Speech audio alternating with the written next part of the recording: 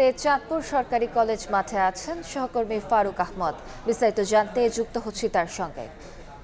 ফারুক, চাঁদপুরে প্রধানমন্ত্রী আসবেন সেই অপেক্ষার কিন্তু এখন কমতি নেই।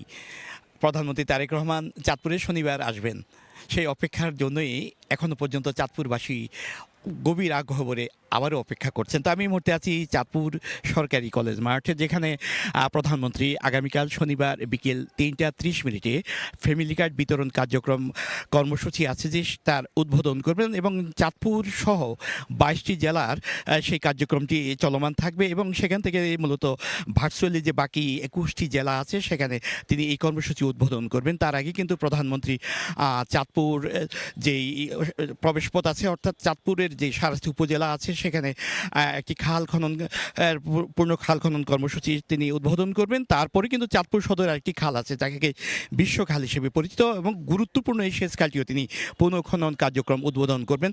তারপরে মূলত এই মাঠে অংশ নেবেন প্রধানমন্ত্রী।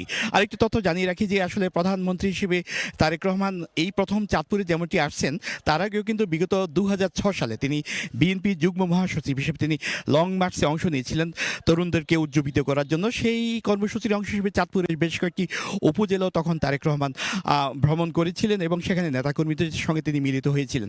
আর এটি হলো তারেক রহমানের চাঁদপুরের দ্বিতীয় আশা, যেটি প্রধানমন্ত্রী হিসেবে তিনি এখানে আসবেন এবং সেই তার আশার অপেক্ষাটি মূলত এখন চাঁদপুরবাসী গভীর আগ্রহের সঙ্গে অপেক্ষা করছে।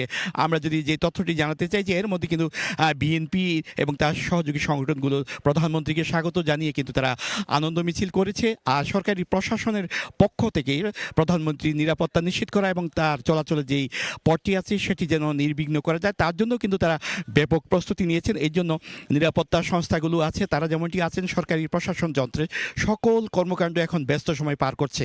একের সঙ্গে যদি বলি রাখি যে বিএনপি এবং তার সহযোগী সংগঠনগুলো তারাও কিন্তু নেতাকর্মী এবং সমর্থকদের গুছিয়ে রেখেছে প্রধানমন্ত্রীকে বরণ করার জন্য।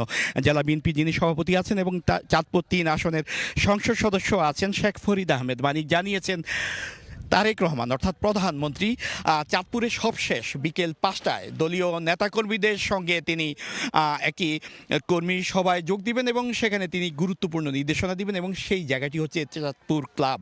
সেই চাঁদপুর ক্লাবের অনুষ্ঠান শেষে সন্ধ্যার পরে কিন্তু প্রধানমন্ত্রী আবারও সড়ক পথে রাজধানী ঢাকার উদ্দেশ্যে চাঁদপুর ত্যাগ করবেন। তো এই ছিল আমার কাছে চাঁদপুরে প্রধানমন্ত্রীর আগমন উপলক্ষে প্রস্তুতি যেই পরিস্থিতি তার নিয়ে সবশেষ। সরাসরি যুক্ত ছিলাম চাঁদপুরে।